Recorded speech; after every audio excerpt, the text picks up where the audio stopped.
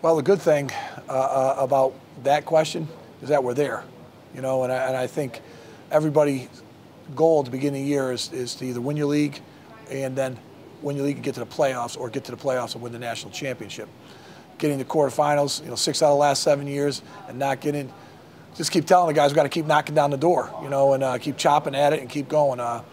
Thought last year, going down to play Delaware in their stadium was a great opportunity for us and just fell short.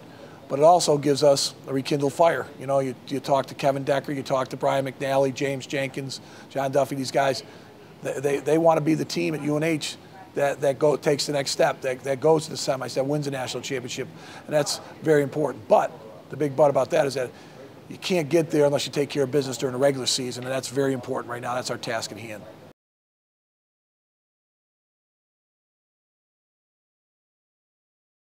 Well, the good thing with Kevin is, as very similar to R.J. Tolman 3 years ago, he's been in the hot water.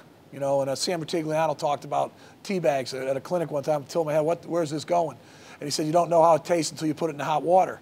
Last year, Kevin confirmed everything we had felt about him as a staff, and more importantly as a team, when he started the Bethune-Cookman game.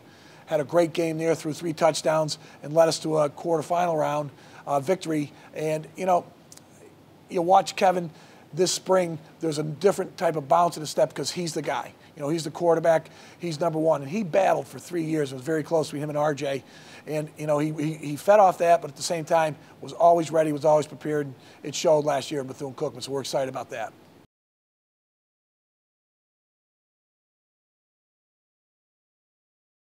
Well, and when you start looking at it, whether it's Villanova with their 3-3 stack, how do you attack that?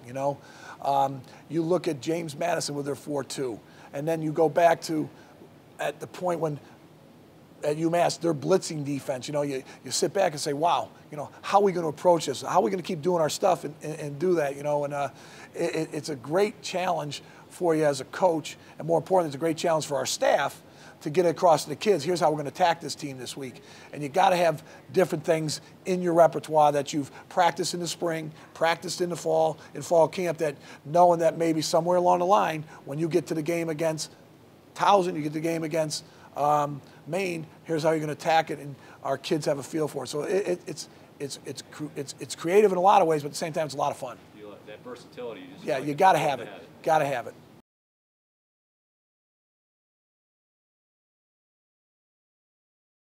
I'm not a big believer in what happens in these polls in the summer, never have been. I really believe that William & Mary is a very, very good football team. I also think there are 5 or 6 teams that, could do it, that are there. And then you look at the teams in this league, and always someone has surprised somebody.